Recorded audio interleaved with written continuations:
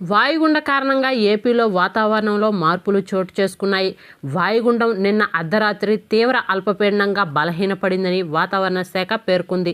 ఆ తరువాత పశ్చిమ వాయువ్యంగా పయనిస్తూ మంగళవారం ఉదయం ఉత్తర తమిళనాడు, దక్షిణ కోస్తా తీరాలకు సమీపంగా వచ్చిందని పేర్కొంది. దీని ప్రభావంతో కోస్తా, రాయలసీమలో అక్కడక్కడ తేలికపాటి నుండి ఓ మోస్తారు వర్షాలు కురిశాయి. దక్షిణ కోస్తాలో ఎక్కువ చోట్ల, రాయలసీమలో పలుచోట్ల, ఉత్తర కోస్తాలో చెదురుమదురుగా వర్షాలు కురిశాయి. దక్షిణ కోస్తా, రాయలసీమలో అక్కడక్కడ భారీ వర్షాలు కురుస్తాయని వాతావరణ శాఖ తెలిపింది. కోస్తాలో తీరం వెంబడి గంటకు 45 నుండి 55, అప్పుడప్పుడు 65 కిలోమీటర్ల వేగంతో బలమైన గాలులు వీస్తాయని మత్స్యకారులు చేపల వేటకు వెళ్లవద్దని హెచ్చరించింది.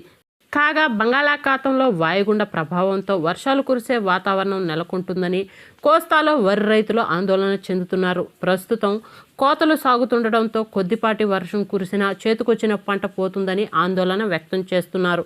అలాగే తెలంగాణకు సంబంధించి కనుక చూసుకున్నట్లయితే ఈ వాయుగుండ ప్రభావం అక్కడ కూడా మోస్తారు నుంచి చిరుజల్లులు పడే అవకాశం ఉందని, ప్రస్తుతానికైతే తీవ్రమైనటువంటి చలితో ప్రజలందరూ ఇబ్బందులకు గురవుతున్నారని వాతావరణ శాఖ వెల్లడించింది.